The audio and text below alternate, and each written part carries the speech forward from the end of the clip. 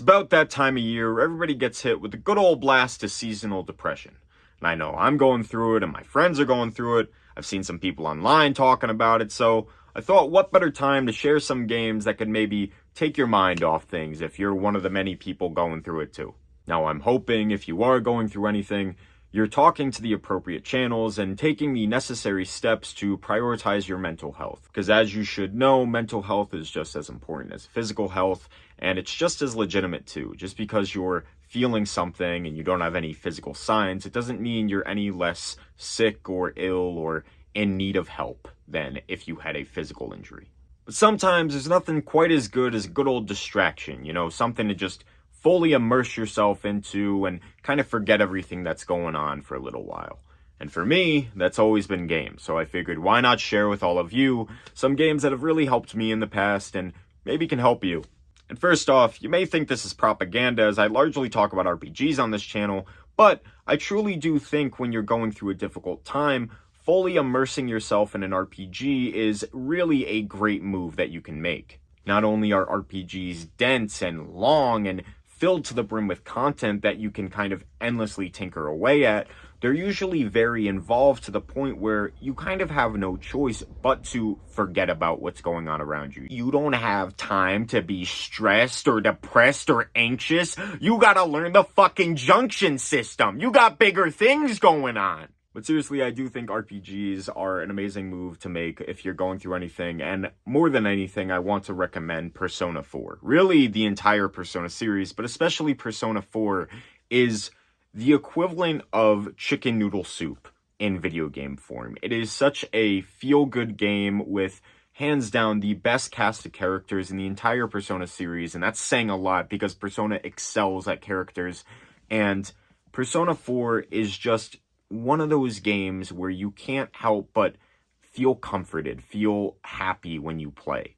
The story is a murder mystery, which, yes, is a dark tone, and yes, there's definitely dark, serious moments in the game, and that's what makes it such a dynamic package, but the overall tone of Persona 4 is lighthearted and fun, and just a kind of family sense of friendship with your buddies, and just hanging out with your buddies in this town. The music's great, the look of the game's great, the combat's fun, the dungeons are, yeah, they're RNG, but they have unique designs, and they're all just interwoven into this amazing story that is told in such an incredible way. And I do think this is where Persona 4 excels even amongst the other Persona games, because some other Persona games, they have incredible stories such as Persona 3, but I think Persona 4 delivers a stronger story because of how they spread out those big plot events. Like Persona 3, I love Persona 3 to death, but sometimes you're just kind of waiting around for the end of the month to happen so you can get that next story revelation. Whereas in Persona 4,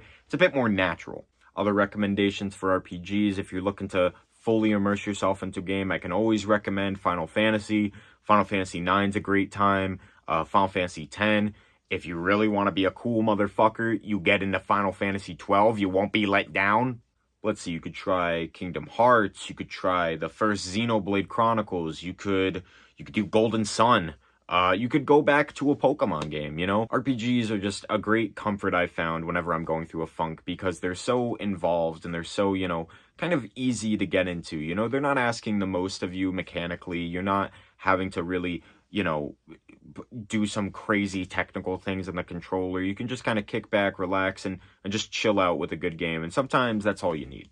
But next up, I'm going to say you should get into one of those grinding games, just something you can really just plug away at endlessly. These are your Destiny 2s, your Warframes, your Monster Hunters, your Final Fantasy 14s, just some game where there's truly endless amounts of content. And usually those are online based, so maybe you could play with friends or maybe you could just, play solo. But those games where you don't have to think, you can just turn it on and do something. Because I know sometimes when I'm going through something rough, even thinking about doing something, like playing a game, it's stressful, and you just want to turn your mind off and do. You just want to play. You don't want to think, you just want to go. And recently I can recommend, I just got into Path of Exile 2. What an amazing game. I've never played Diablo. I didn't play Diablo 2. I played a bit of Diablo 3 with a buddy a few years ago, but Path of Exile 2 is like my first true Diablo-like game. And it's one of those games for me. Yeah, there's thinking about it. You got to think about a build, but for the main part, you could just go in and just beat enemies, and it's such a fun time, you know. And Path of Exile 2 is not mindless. It's challenging, but it's that perfect difficulty where you don't feel like it's bullshit, you know. But it's such a great time. But I think having a grinding game like that, you know, like Destiny 2, like Warframe, like Monster Hunter, where you can just go in and do something and constantly work towards goals and always have a goal to plug away at, is such a nice, comforting thing. You know, you can put on, you know, maybe you put on some Game Grumps, some Call Me Johnny in the background. Shout out my boy, Some Call Me Johnny. He's my favorite. And you just plug away at that game that has a never-ending, you know, goal list. And I think that really helps. At least that's certainly helped me. And games like Monster Hunter, where I've shared already how much I absolutely adore that series, I think, you know, having a game like that you can always go back to and know you're going to have a good time with is something that is always so special to me to have. Next up, I have a very specific game to recommend. Sonic Unleashed.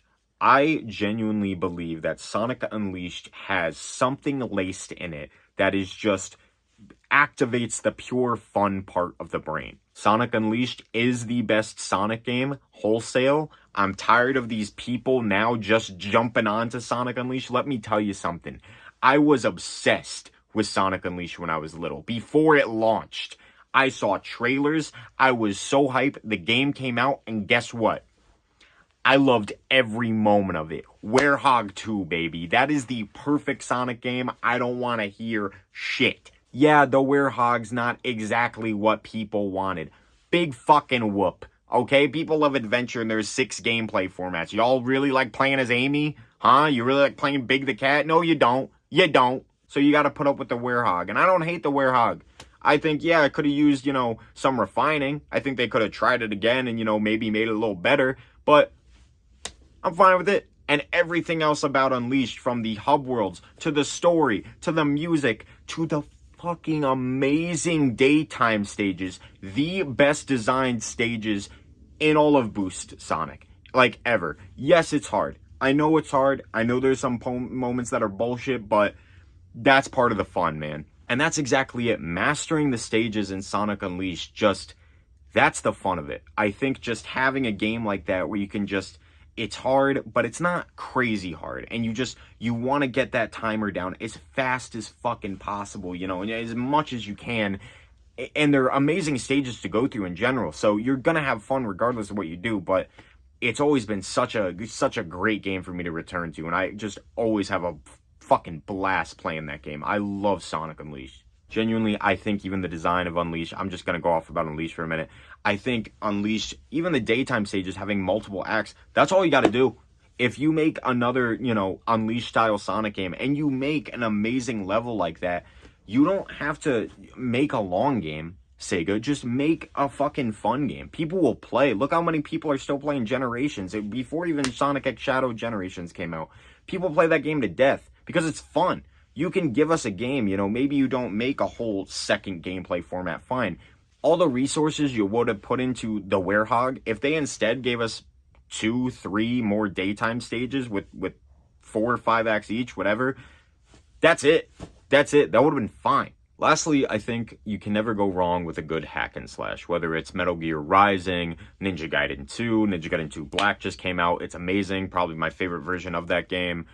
Devil May Cry 3, Devil May Cry 5, absolute blast, both of them.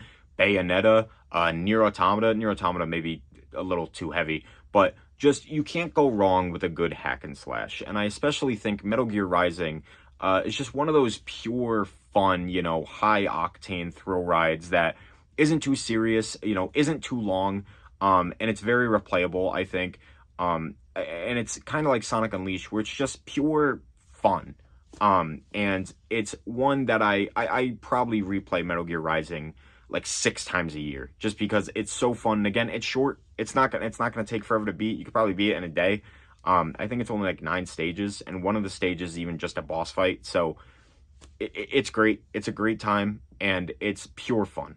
Not to mention all the cool unlockables you can get in Metal Gear Rising, you know, from the outfits, getting the fucking sombrero for Raiden, to the cool swords you can get, you know, it's a blast. You can go through the game using the alternate weapons, you know, and doing a challenge run. You can do hard mode. You can do many things in Metal Gear Rising. It's truly a great game, and I think if you're gonna play any hack and slash game, especially when you don't want to really think too much, you know, I think Metal Gear Rising is probably the best. Not to insult Metal Gear Rising, because I think the accessibility is one of the greatest things about it. There's sometimes when, you know, you don't want to get your balls kicked in playing a hack and slash game, and Metal Gear Rising is just kind of the best of both worlds in that regard. But yeah, those are some of my recommendations. Persona 4 Golden, it's available everywhere. Monster Hunter, either get Rise or Wilds comes out on Friday, you could try that. Sonic Unleashed, or Generations, depending on what you can find out there. You know, Generations is definitely more accessible. And maybe Metal Gear Rising. And if you can't find Metal Gear Rising, Ninja Gaiden 2 Black, I think it's retailing for $40, and it just came out, and it's a blast. So those are some games that I think are very helpful. You know, they're just feel good games in general. You know, but especially when you're going through something in a funk. When I've been in a funk, they've definitely been a comfort to me. You know, and maybe they don't snap me out of it, but they're definitely something that makes it a little easier and takes my mind off things. And I will say, if you are going through something right now, I've spoken on this channel before about my own struggles with mental illness, and I won't bore you with all the platitudes that people say, because I know they sometimes feel hollow, and in some cases they make you feel even worse hearing them. Because I hope you already know that you matter to somebody out there, and your life and your presence, you know, has an impact on people, and it has a placement in this world. But something that has truly helped me throughout my own struggles is just keeping in mind that this feeling, whatever you're feeling right now, is not permanent. It is temporary. Whatever you're going through right now, you know, and this doesn't apply to everything, I suppose, but it will be okay. One day. Maybe it's not soon, maybe it's not immediately, but I think the sooner you realize that this will be okay, the better things will start to at least seem. And again, this doesn't apply to everything, but at least in my own personal experience, I know that you kind of force people to be like, well, I'm not feeling better. Why am I not feeling better? Oh my God. And then you kind of start fixating on trying to mend yourself and get better as soon as possible and solve that issue. And I think a lot of people would benefit, I know I do, at least, from realizing that I'm not feeling okay right now, and it's okay not to feel okay right now. It's okay to just not be right for a minute. But there's only so much you yourself can do, and thought processes you can run yourself through, and until you get to the point of rumination. So if you haven't, and you're truly going through something that you feel you can't get through on your own, I strongly encourage you to go out there and seek help. You know, I don't think there's any shame in it, because there are people out there who are qualified to help you, who are, you know, can help you in a better way than your friends and family can, and yourself can. And but just, I suppose, if you know that you're not crazy, you're not the only person who's had these thoughts, who's had these feelings, you're not wrong, you're not a bad person for going through something, you know, and just kind of recognizing that it's not you, it's an illness, it's something wrong at the time, and even if it may not be okay tomorrow or the next day, it will eventually be okay. But again, there's only so much you can do, so please, if you're going through something out there, you know, please seek professional help, you know, try medication if it's what you need. There's no shame and harm in doing something. If you're worried about medication, there's tests they can do to make sure you're on the right medication, you know, and please don't make a permanent solution for a temporary problem. It's never worth it. You know, I've shared on this channel before that there's been many days where the sole reason I've gotten out of bed in the mornings for a cup of coffee, and that's completely okay. You know, nothing, you know, there may be, if there's something out there that gives you purpose, that gives you drive, that makes you care about living, then it's worth it. Even if it seems insignificant in the grand scheme of things, nothing's insignificant if it brings you happiness. You know, as long as it's morally and lawfully and ethically okay. I think whatever you do is fucking fantastic. If you're obsessed with Star Wars and that's your whole shtick and that's your whole fucking day and you got R2D2 slippers and you listen to a podcast and you're going to work and you're happy the whole day, fucking do it, brother. I think that's great. But I'm not a psychiatrist, not a therapist. I'm just fucking a gamer. So that's disgusting. But yeah, if you're going through something right now, you know, maybe these games will help you. They're a great help to me. And even if you're not going through something, these are just some great games, timeless games, just some feel-good fucking games, man. So yeah, that's about it. Later.